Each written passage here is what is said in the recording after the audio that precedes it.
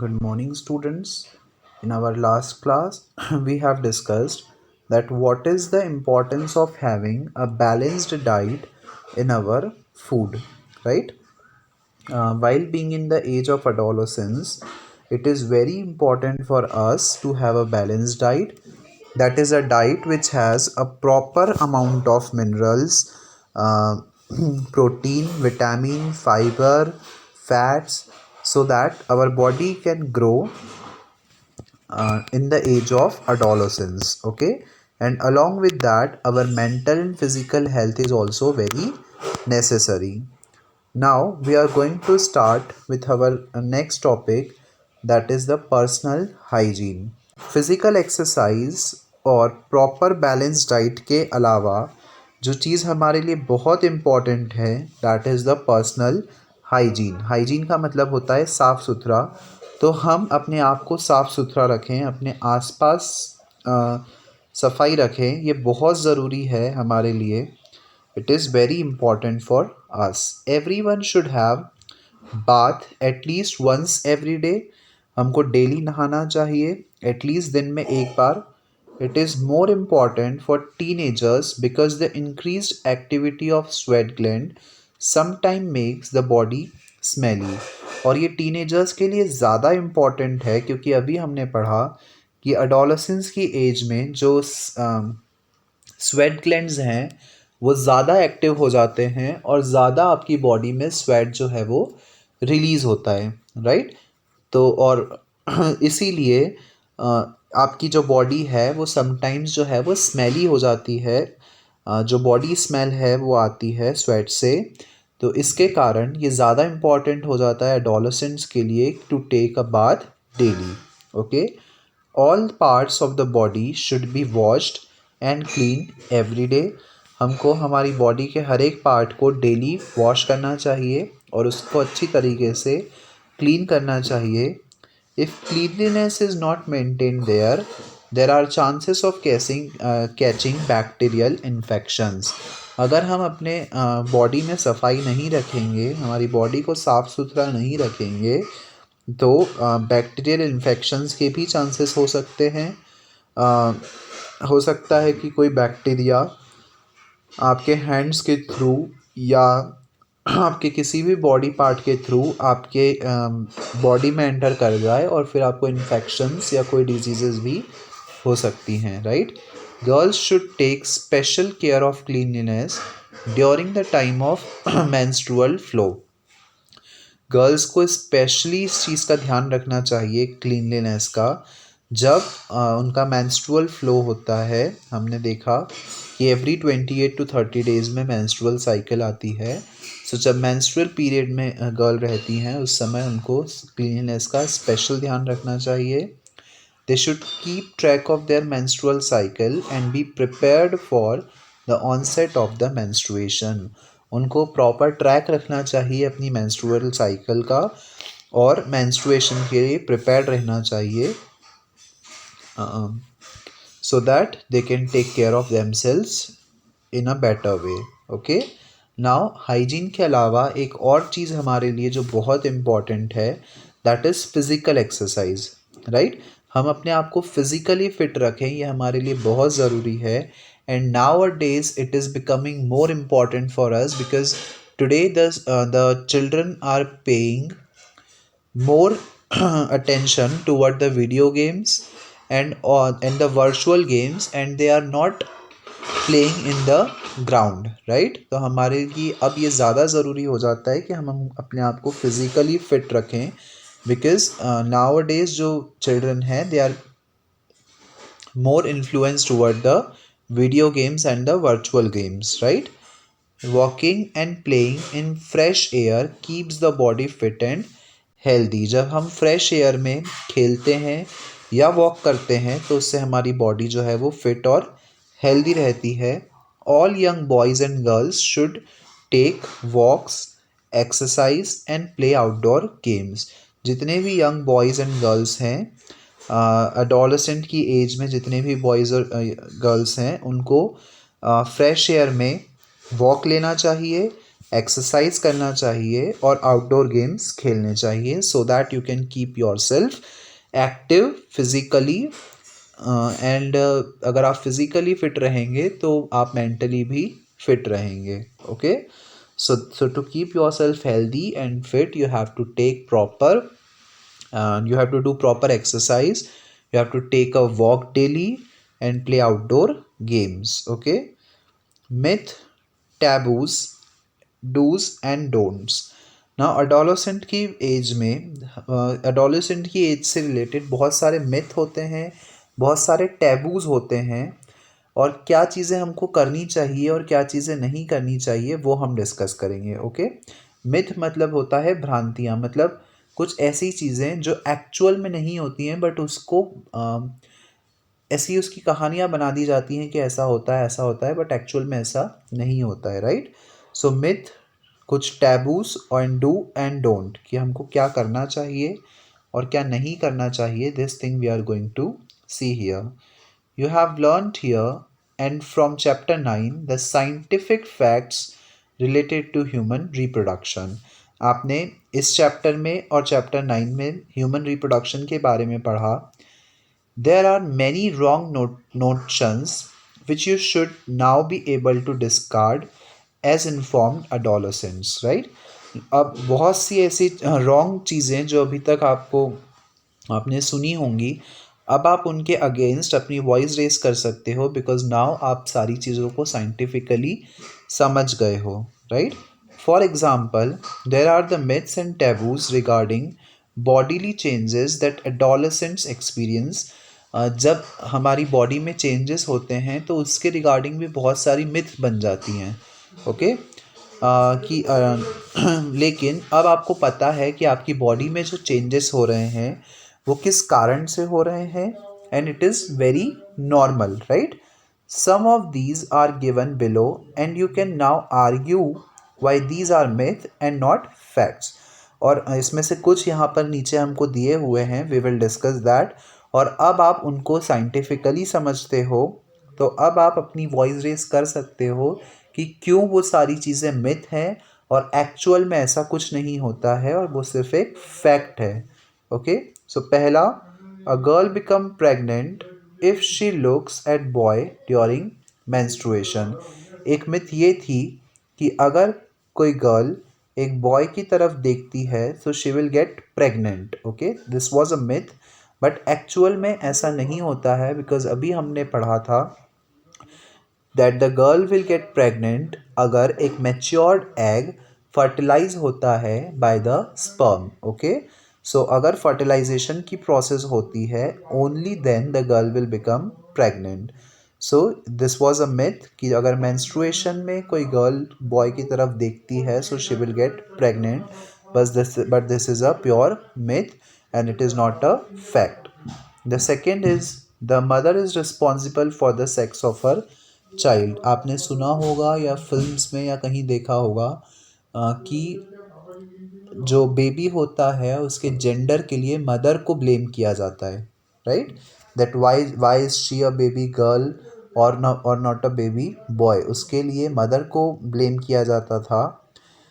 But now you know that कि एक baby के जेंडर के लिए, उसके सेक्स के लिए कौन रिस्पॉन्सिबल होता है? हिज और her father is responsible for the gender of the unborn baby. Right, because आपको पता है कि फीमेल्स में दोनों एक्स क्रोमोसोम्स होते हैं जबकि मेल में एक एक्स और एक वाई क्रोमोसोम होता है. अगर मेल का एक्स फीमेल के एक्स के साथ मिलता है तो बेबी गर्ल प्रोड्यूस होगी और अगर मेल का वाई फीमेल के एक्स के साथ मिलता है तो बेबी बॉय होगा. So it is solely responsibility of a father whether a baby boy or a baby girl is born. Okay, and mother has no role in this. Then a girl should not be allowed to work in kitchen during the menstruation. ये भी एक myth है कि menstruation के समय girls को kitchen में काम नहीं करना चाहिए बट एक्चुअली ऐसा नहीं है बिकॉज आपकी बॉडी में जो चेंजेस हो रहे हैं that are the scientific changes. और ये सारी चीज़ें जो पुराने समय से मिथ चला आ रहा था, now you should raise your voice against all these myths, and you should not follow them as they are not having any sense. You may come across many other myths and taboos, discard them. और ऐसी कितनी ही myth और taboos आपने सुने होंगे, but now you have to raise your voice against that, because उनका scientifically कोई importance या scientifically उनका कोई existence नहीं है. They are just the myths. Okay, now students, here one activity is given to you that you have to read by your own. Now, the next topic that we are going to study is say no to drugs. Okay, drugs actually ऐसा substance होता है that is harmful for our body. ठीक है, ऐसे substances जो कि हमारी body के लिए harmful होते हैं, जो नशीले पदार्थ जिनको हम हिंदी में बोलते हैं, that things are called as the drugs. So we should say no to drugs, मतलब हमको ड्रग्स को अवॉइड करना चाहिए, क्योंकि ड्रग्स हमारी बॉडी के लिए बहुत ज़्यादा हार्मफुल होते हैं. Adolescence is a period of much activity in the body and mind, which is a normal part of growing up. Adolescence वो पीरियड होता है जब हमारी बॉडी में बहुत सारी एक्टिविटीज़ चल रही होती हैं, फिज़िकली भी और मेंटली भी. मतलब फिज़िकली तो हमारी बॉडी में जो चेंजेस हो रहे हैं वो हो ही रहे हैं, लेकिन उसके अलावा मेंटली भी हमारे दिमाग में बहुत सी बातें चलती रहती हैं, बहुत सी चीज़ों के बारे में हमको डाउट्स आते हैं. सो मेंटली और फिज़िकली हमारी बॉडी में बहुत सारी एक्टिविटीज़ चलती रहती हैं. So do not feel confused और इनसिक्योर. उसके लिए आपको कन्फ्यूज्ड या इनसिक्योर फील होने की बिल्कुल भी ज़रूरत नहीं है. Whatever be the doubts you have, you can talk to your parents, your elder brothers and sister, your teachers as well, right? So if you feel any of the insecurity or the confusion, you should talk to your parents or your elder younger brother sister whom you are comfortable with. You can talk to them. If anybody suggests that you will get relief if you take some drugs, just say no. और ऐसे में अगर आपको कोई ये बोलता है कि आपको रिलैक्स फील होगा अगर आप ड्रग्स लेते हो, so you should say no to them. Okay, because drugs are very harmful for us. We should not take them at any cost unless prescribed by the doctors. कुछ drugs जो होते हैं वो डॉक्टर्स हमको suggest करते हैं. अगर किसी को कोई बीमारी है तो उसके लिए, उसको ठीक करने के लिए जो डॉक्टर्स हैं वो कुछ ड्रग्स सजेस्ट करते हैं in the form of medicines. Okay, तो अगर हमको मेडिसिन्स के रूप में डॉक्टर ने सजेस्ट किया है तो that we can take, but without the consent of doctor. अगर कोई आपसे ये कहता है to take the drugs, so you should say completely no to them. You should completely avoid the drugs. Okay, drugs are addictive. ये addictive होते हैं, मतलब इनकी आदत लग जाती है. If you take them once you feel like taking them again and again. अगर एक बार हम ड्रग्स लेते हैं तो हमको ये लगता है कि हमको उसको बार बार लेना चाहिए, उसका हमको एडिक्शन हो जाता है. Okay, they harm the body in long run. और वो हमारी बॉडी के लिए बहुत ज़्यादा हार्मफुल होते हैं. दे रूइन हेल्थ एंड हैप्पीनेस. और वो हमारी हेल्थ को और हमारी हैप्पीनेस को रूइन कर देते हैं, बर्बाद कर देते हैं. Right? You might have heard about ads.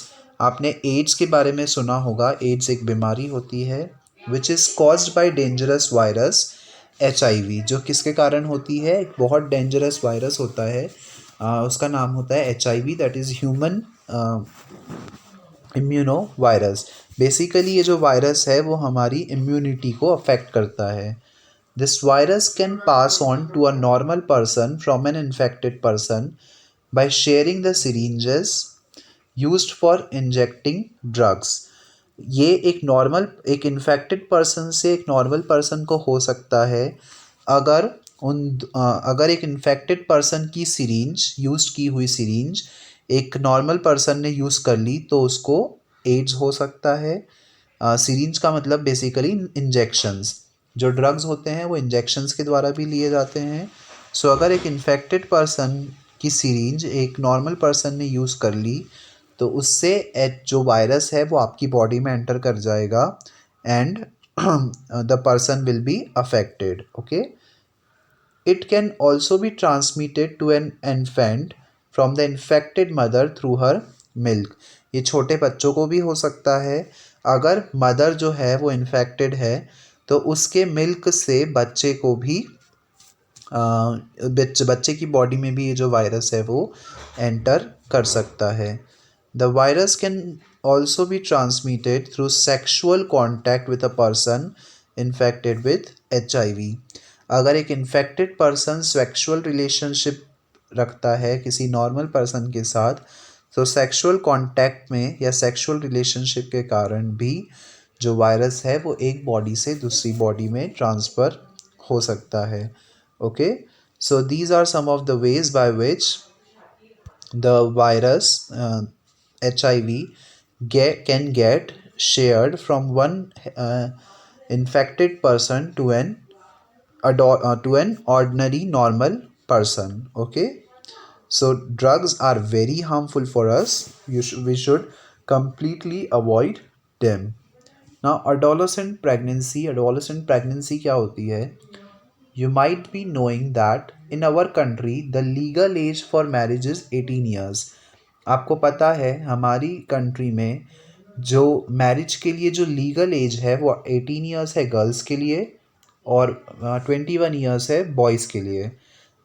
If the girl is less than 18 years and if the boy is 21 less than 21 years, then they are not eligible for the marriage legally. This is because teenage mothers are not prepared mentally or physically for motherhood. ऐसा इसलिए क्योंकि जो teenage mother's होती हैं अगर 18 से कम है female तो she is not mentally and physically prepared for the motherhood. Okay, physically भी वो उतनी स्ट्रांग नहीं होती हैं और मेंटली भी उतनी स्ट्रांग नहीं होती हैं कि वो मदरहुड स्टार्ट कर सके या she is not prepared to be a mother. Every marriage and motherhood cause health problems in the mother and the child. और अगर इस ऐसी केस में मैरिज होती है या वो the lady will get pregnant तो इस केस में हेल्थ प्रॉब्लम हो सकती है मदर्स को भी और बच्चों को भी. Okay, it also curtails employment opportunities for young women and may cause mental agony as she is not ready for responsibilities of motherhood. ये उन फीमेल की एम्प्लॉयमेंट अपॉर्चुनिटीज़ को भी अफेक्ट करता है, उनकी मेंटल हेल्थ को भी अफेक्ट करता है. क्यों? क्योंकि वो उस रिस्पॉन्सिबिलिटी को लेने के लिए मेंटली प्रिपेयर्ड नहीं होती है. ओके, इसलिए एक पर्टिकुलर एज फिक्स करी गई है गवर्नमेंट के द्वारा to get married so that you can have a matured pregnancy. Right now we shall discuss the points in brief that what are the things that we have studied in the chapter. First one is humans become capable of reproduction after puberty sets in. Between the age of 18 years and 19 years, children are called the adolescents. Okay, humans reproduction के लिए capable होते हैं एक certain age के बाद ही. मतलब जब आप एक सर्टेन एज को क्रॉस करोगे तभी आप रिप्रोडक्शन कर सकते हैं. और वो एज क्या होती है basically? That age is called age the adolescence period. और वो एज बेसिकली होती है 11 या 12 के बाद. एडोलेसेंट की जो एज होती है वो 11 और 12 के बाद होती है और 19 ईयर्स तक ये कंटिन्यू रहती है. राइट, सिंस ये 13 से 19 तक रहती है, सभी के लास्ट में टीन आ रहा है इसलिए उनको बोला जाता है teenagers. Right, now the onset of puberty bring about the growth of the reproductive organs. और जैसे ही हम प्यूबर्टी की एज में आ जाते हैं तो हमारे रिप्रोडक्टिव ऑर्गन्स जो हैं वो ग्रो करने लग जाते हैं. Hair grows at the various places on the body. हमारी बॉडी पर हेयर ग्रोज होने लग जाते हैं. लाइक अगर हम कॉमन बात करें मेल और फीमेल में तो अंडर आर्म्स और जो हमारे पब्लिक हेयर्स होते हैं वो ग्रो होने लग जाते हैं. Breast develop in girls and facial hair appears in boys. Girls की अगर हम बात करें तो ब्रेस्ट डेवलपमेंट होने लग जाते हैं प्यूबर्टी की एज में, और बॉयज़ में मुस्टैचियोज और बियर्ड आने लग जाती है आपके फेस पर, जो फेशियल हेयर्स होते हैं। Voice of boys become hoarse as voice box enlarges during the adolescence. और जो बॉयज़ की वॉइस है वो हार्स हो जाती है, थोड़ी सी हम बोल सकते हैं कि it become horse, harsh voice हो जाती है थोड़ी सी। ऐसा क्यों होता है? क्योंकि जो हमारा वॉइस बॉक्स है वो एनलार्ज हो जाता है, बड़ा हो जाता है एडोलेसेंस के दौरान, right? So these are some changes during the puberty age. Children gain height during adolescence. Obviously adolescence के टाइम पे हमारी हाइट भी इंक्रीज़ हो जाती है, और हाइट कब तक इंक्रीज़ होती है? जनरली 18 ईयर्स तक। 18 ईयर्स तक हम हमारी फुल हाइट पे पहुंच जाते हैं, और उसके बाद हाइट ग्रो नहीं होती है। The onset of puberty and maturity of reproductive parts are controlled by hormones. जो प्यूबर्टी और मैच्योरिटी होती है रिप्रोडक्टिव पार्ट्स की, वो कौन कंट्रोल करता है? हार्मोन्स। बेसिकली हार्मोन्स ही होते हैं, जो ग्लैंड्स होते हैं वो हार्मोन्स सिक्रीट करते हैं, और हमारी बॉडी में जो भी चेंजेस होते हैं उसको कौन कंट्रोल करता है? ये हार्मोन्स ही हैं जो उसको कंट्रोल करते हैं, right? Hormones are secretion of endocrine glands which pour them directly into the water streams. Hormones basically कौन सिक्रीट करता है? Endocrine gland. और एंडोक्रीन ग्लैंड को कौन रेगुलेट करता है? Pituitary gland, right?